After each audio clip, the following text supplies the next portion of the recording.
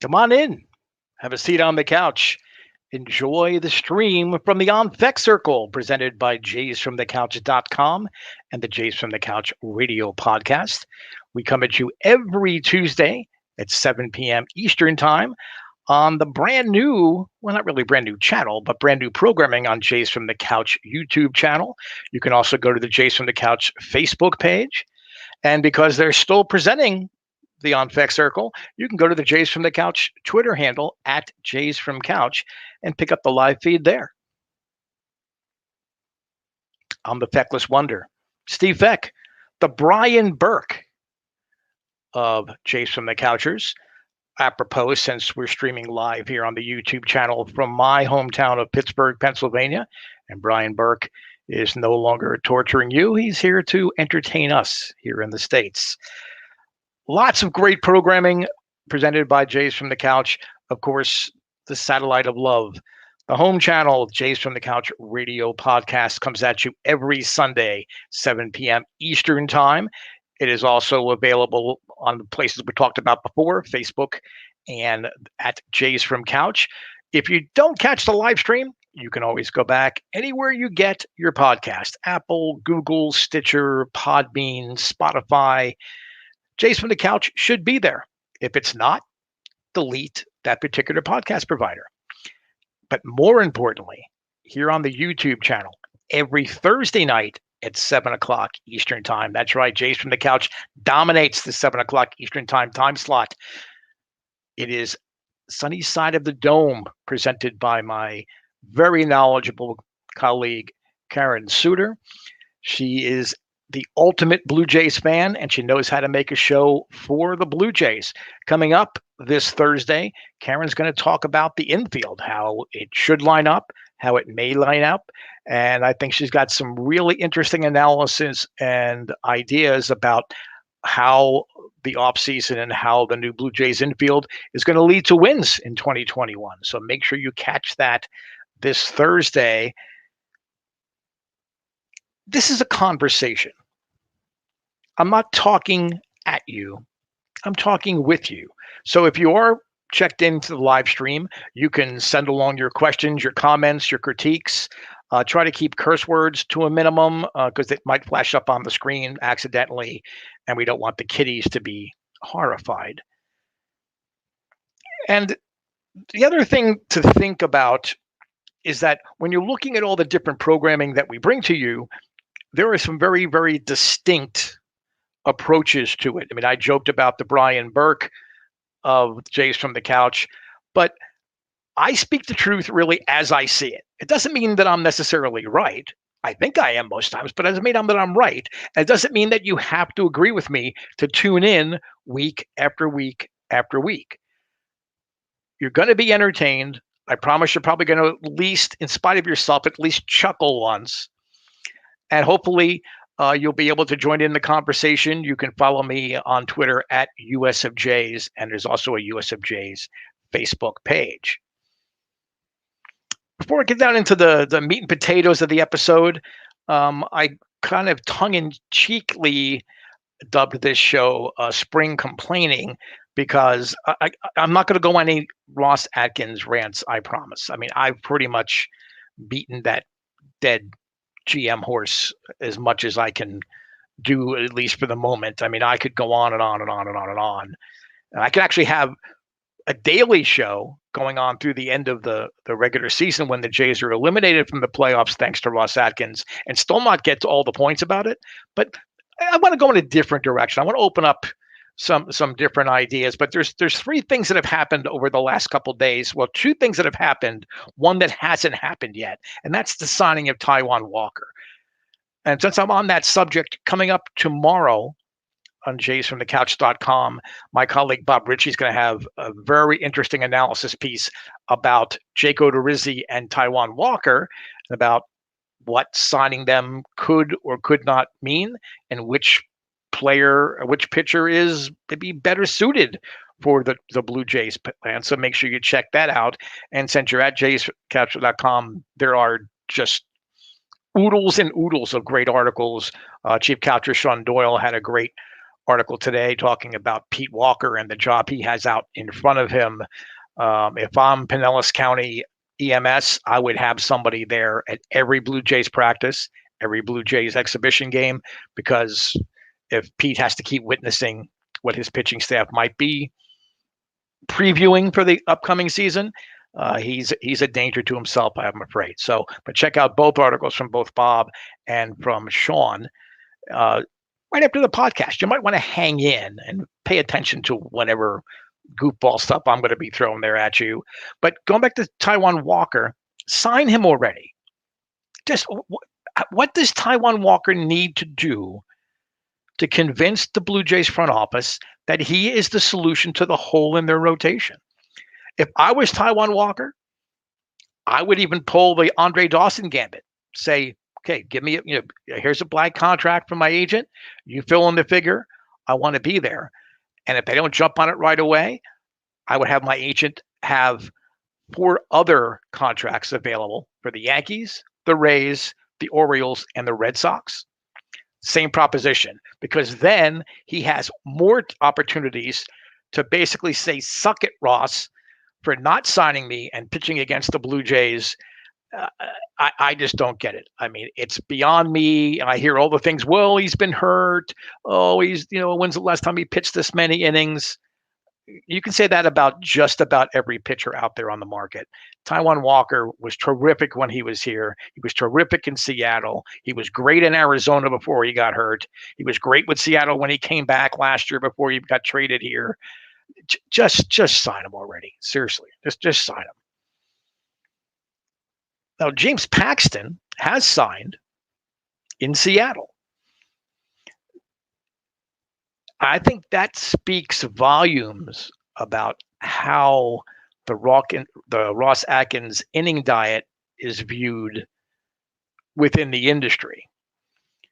James Paxton chose to go back to Seattle, a team that, unless a lot of things go right, are not going to be in contention for even a wild card spot, let alone a division title. But he trusts that front office.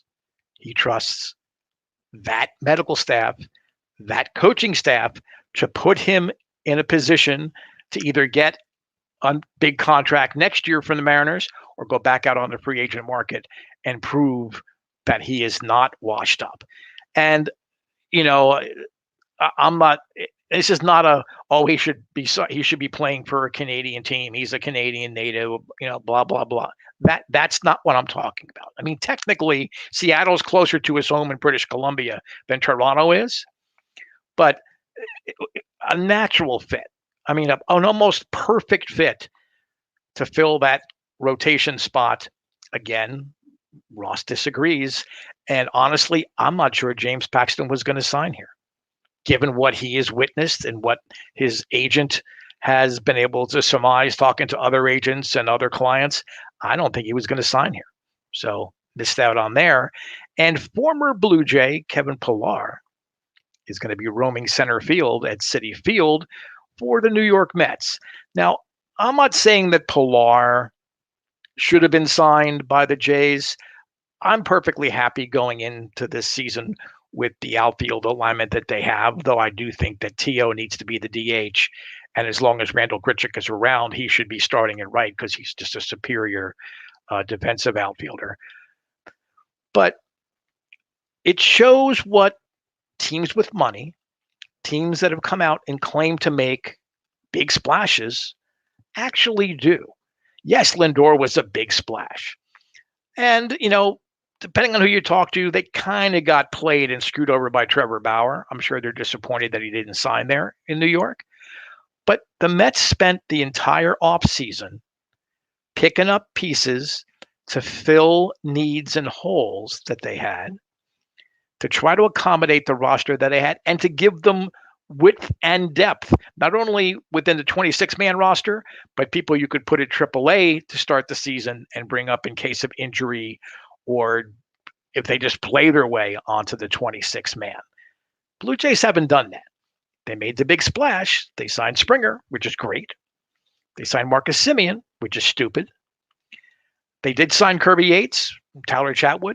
improving their bullpen, that's great. But the problem is they still have a hole at third and they still have a hole in the starting rotation.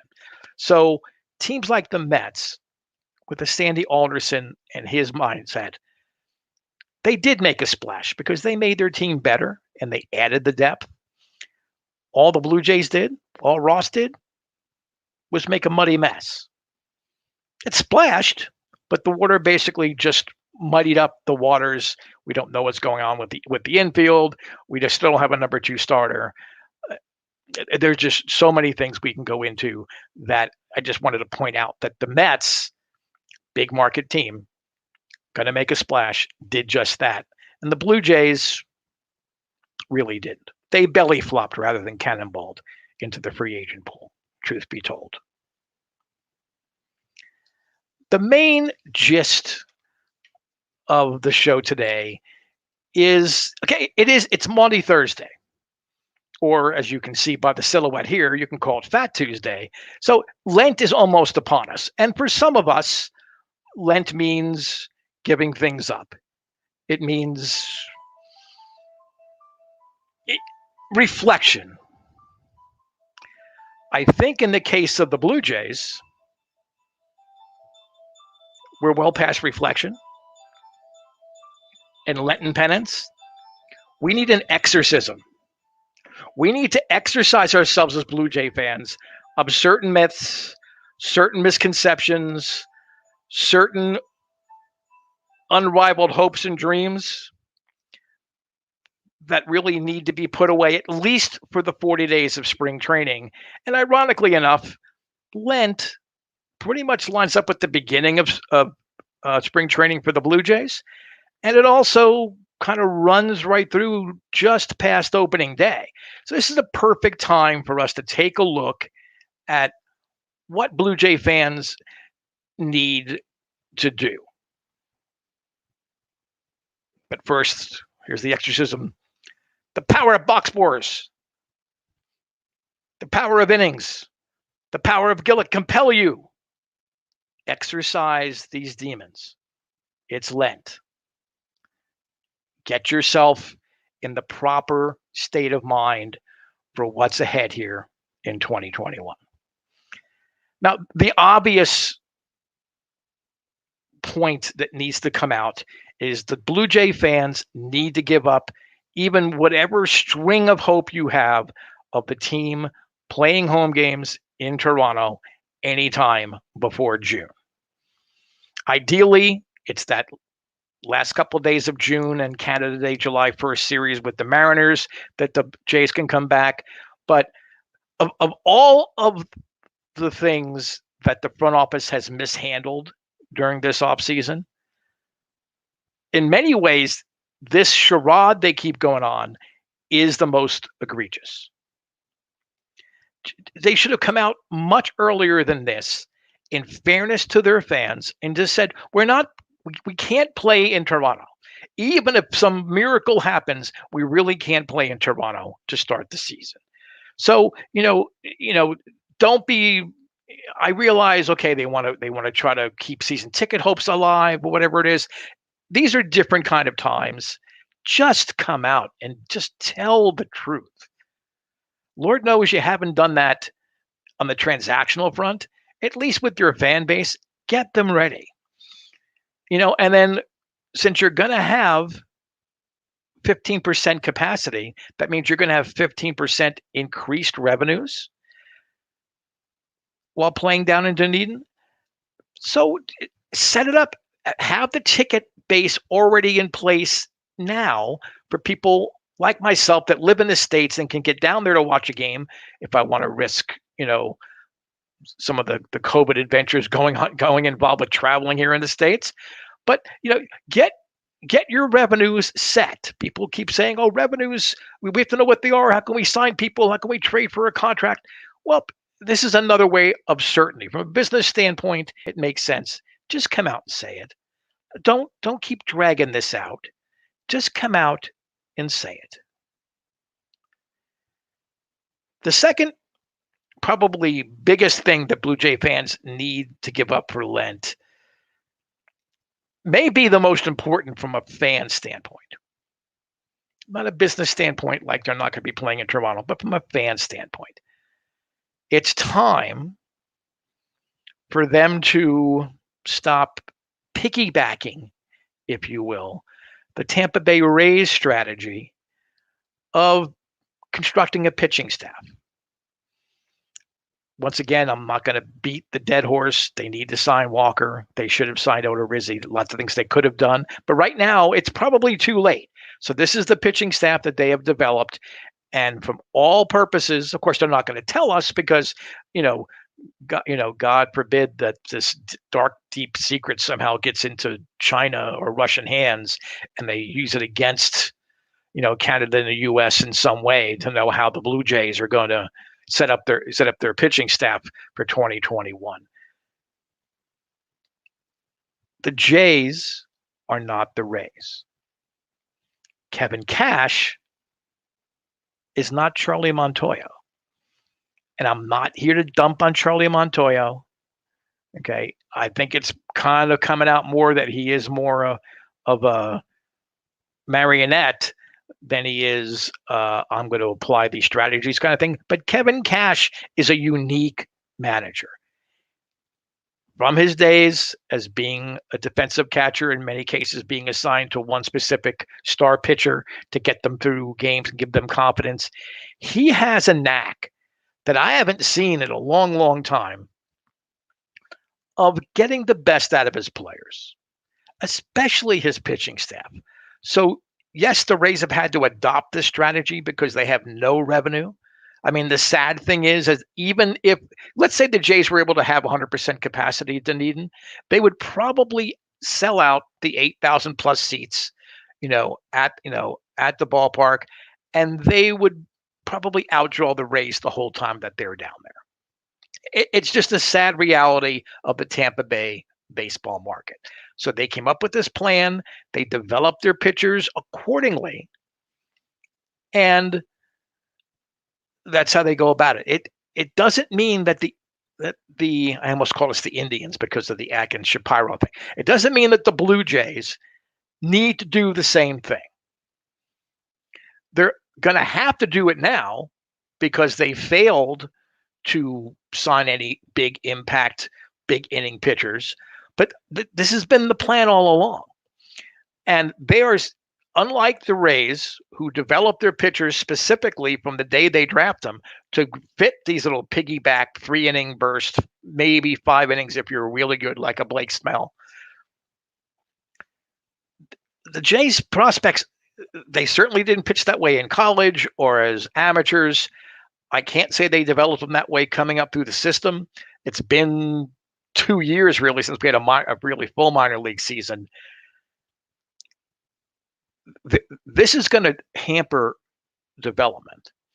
And I keep talking about how they don't want to do that to their pitchers. They don't want to rush them and have them pitch in unfamiliar surroundings, but they're going to have no choice because they have not done the width and depth, let's say, that the Mets have done.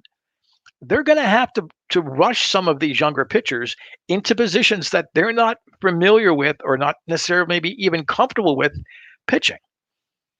They're going to, rather than have these veteran guys around, and then don't even go into Fiasco Liriano. Let's not even go there. These young guys are going to lose development time because they're going to be pitching in strange type of things, coming in, piggybacking off of another starter, maybe coming in only in blowout games or only, in the third, fourth, or fifth inning. Yeah, and they're not going to get the chance to develop their mental approach as well as fine-tuning their pitching arsenals by starting every fifth or sixth day.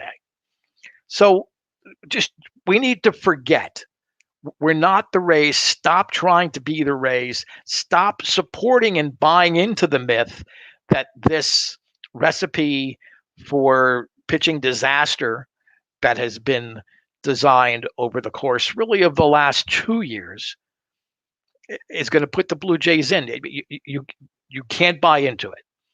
You need to, as a fan base, be more vocal. It's no longer free agent time. It's time to come back and say, wait a minute. Well, what are you doing? Why is Nate Pearson not getting a chance to get a win? Are we costing Ryu or Roark or whoever it is that they're going to put in the rotation? Are we costing them a chance to win? Are we trying to save money on future contracts or arbitrations? It's just a bad scenario across the board. So that is something that Blue Jay fans really should consider during Lent/spring training to give up.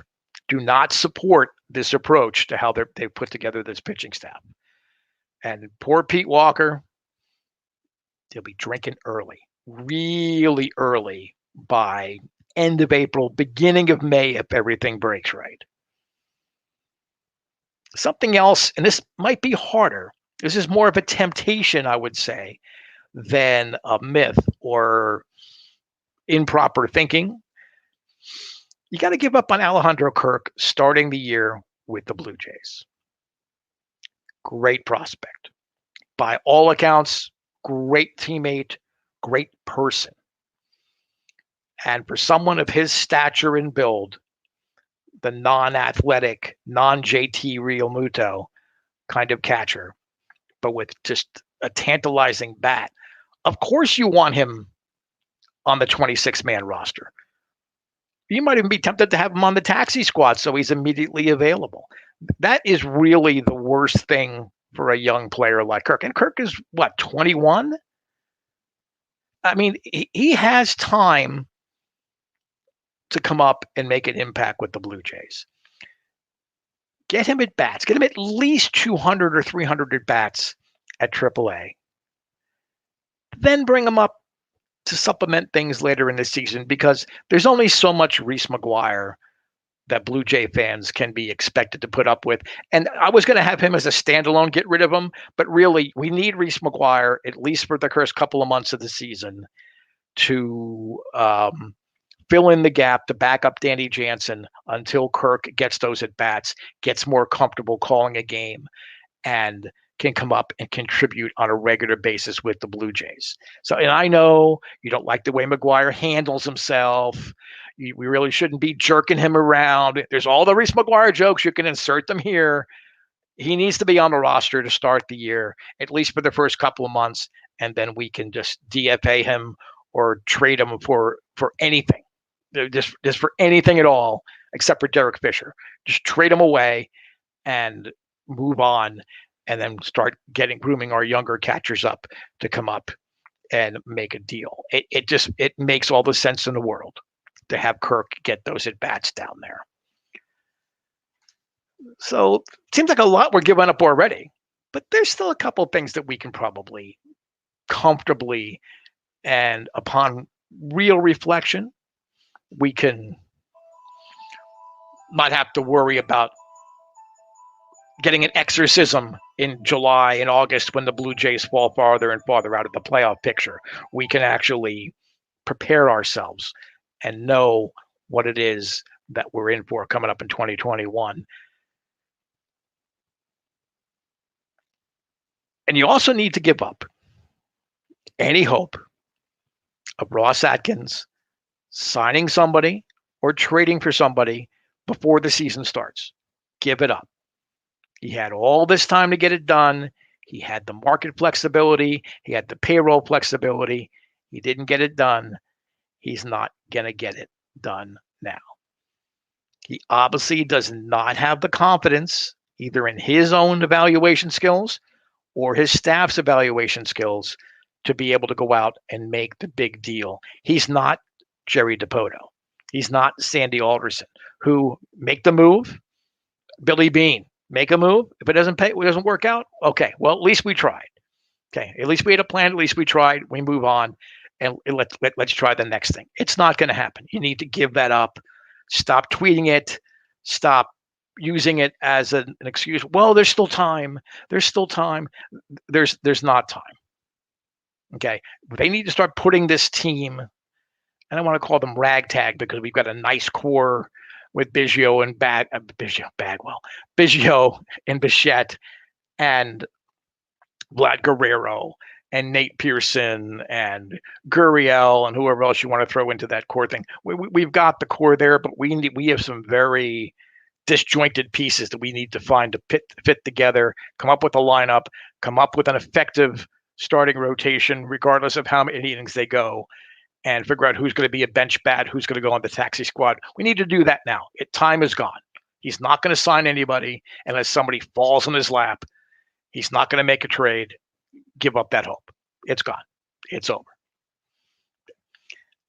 Along that same lines, you honestly need to give up the hope that the Blue Jays are going to be able to make a trade before the deadline without significantly overpaying compared to what they could have done prior to the deadline and prior to spring training opening. Give it up. It's going to be more of a seller's market. There's going to be a lot of teams out there that are going to suddenly find money that they were holding back or didn't have in their minds to begin the season that are in contention, and the Blue Jays are going to have to overpay. So all these prize prospects that nobody wants to part with, if we get this top 30 prospects, there's a 26-man roster. You got to think of it that way. And there's already pieces in place that aren't going anywhere. There are pieces that can be moved, but we're going to end up overpaying to get what we really need. A third baseman, another starting pitcher, and just adding to the organizational depth down the road if the Blue Jays are really going to stay in it. And with each passing day, my hope for that is waning. Okay, maybe I need to exercise myself for thinking that way, but it's not looking good, Blue Jay fans. And don't count on some miracles during the season or some miracle happening at the trading deadline that's going to change the fortunes. I just don't think they're going to be able to do that. And on a happy closing note, the other thing along these very same lines, I think Blue Jay fans need to prepare themselves. They need to start thinking about giving up real hope for a playoff berth in 2021. If it was an expanded playoff format, okay, I might still be able to be convinced that the Blue Jays are in it. It's just not going to happen, folks. They're just not going to be there. And I know everyone that tunes in, oh, why you're so negative? Why you're going negative? Again, I'm not trying to be negative. I'm trying to point out things that people really don't want to think about. Okay. George Springer makes you happy. It gives you happy, joy thoughts to have George Springer on the Blue Jays. When ground balls are hit to third base, where are those feelings going to go? As the young bullpen arms get tired from overuse, get injured for overuse or misuse because they're in roles they're not used to, all of these little pieces are starting to come up with a clear puzzle, and that puzzle does not include a bracket where the Blue Jays are in the playoffs. Sorry to end the show on that kind of a note, but it's Lent. Okay, it's time for reflection, and you need to maybe do some more honest soul searching heading into the year that a lot of us have done in the off season with all the hopes that things that could have happened that haven't happened going forward. Well, another episode in the books. I thank you for tuning in, as always, to the On Fec Circle. We're here every Tuesday, 7 p.m. Eastern Time on the YouTube channel, on Facebook page, at Twitter. More importantly, you always need to tune in to the show that spawned all this fun, the Jays from the Couch Radio podcast, Sundays, 7 p.m. Eastern Time. And of course, coming up on Thursday, you cannot miss Sunny Side of the Dome with Karen Suter, a terrific show. All of them available here on the YouTube channel. Feckless Wonder, signing off for another week. Thanks for watching. Please do send along your comments at US of Jays on Twitter, and go to the US of Jays Facebook page and feel free to add your comments throughout the week. I do check and I do reply. Thanks again for listening. We'll talk to you